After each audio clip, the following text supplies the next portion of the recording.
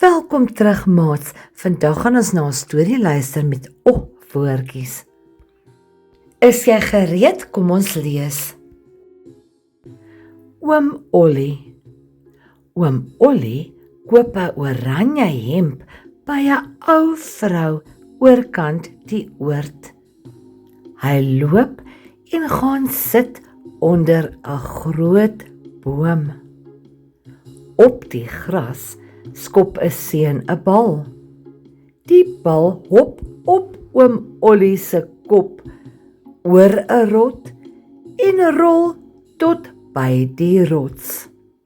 Maats, kom ons kyk hoeveel woordjies begin met 'n o in die storie.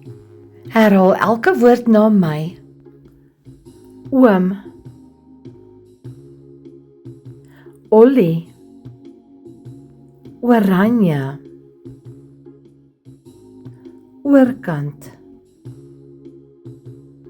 oord, ou, oor, onder, op. Baie mooi. Ek gaan nou 'n paar vrae vra. Kom ons kyk of jy dit reg kan antwoord. Answer the following questions. Wat is die titel?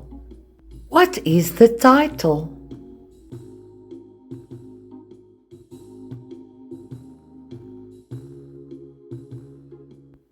Oom Ollie. Wat is die kleur van die hemp? What is the color of the shirt?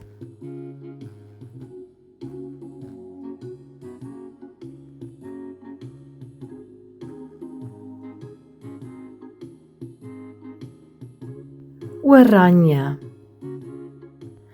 Waar sit oom Ollie? Where does he sit?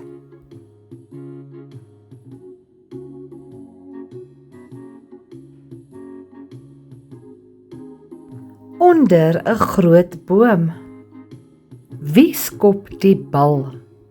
Who kicks the ball?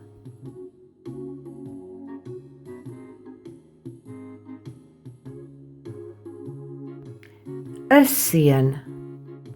Waar land die bal? Where does the ball land?